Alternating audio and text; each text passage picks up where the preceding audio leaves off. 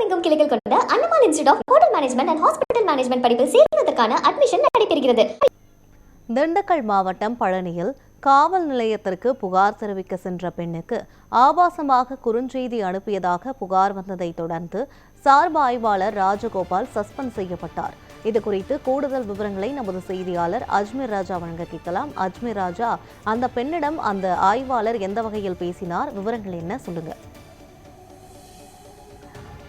பழனி அருகே தாலுகா காவல் நிலையத்தில் சார்பு ஆய்வாளராக ராஜகோபால் பணியாற்றி வந்தார். இவரை சஸ்பெண்ட் செய்து திண்டுக்கல் சரக டிஐஜி சசிமோகன் உத்தரவு பிறப்பித்துள்ளார். திண்டுக்கல் மாவட்டம் பழனி அருகே தாலுகா காவல் நிலையம் செயல்பட்டு வருகிறது. இந்த காவல் நிலையத்தில் ராஜகோபால் என்ற சார்பு ஆய்வாளர் பணியாற்றி வருகிறார்.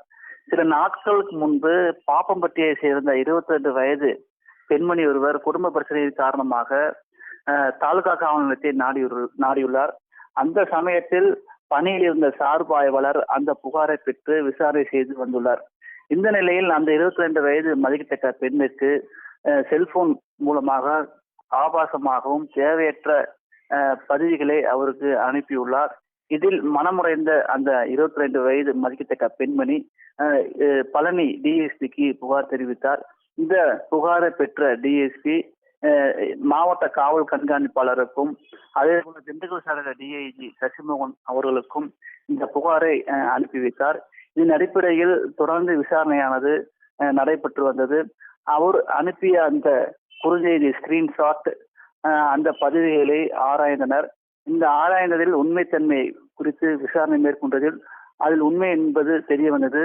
முதற்கட்டமாக அந்த சார்பு ஆய்வாளர் ராஜகோபாலை திண்டுக்கல் ஆயுதப்படைக்கு மாற்றப்பட்டார். பின்பு முழுமையான விசாரணைக்கு பின்பு அந்த மெசேஜில் உண்மைத்தன்மை வந்தவுடன் அவரை பணியிடம் நீக்கம் செய்து திண்டுக்கல் சரக டிஐஜி சசிமோகன் உத்தரவு பிறப்பித்துள்ளார்.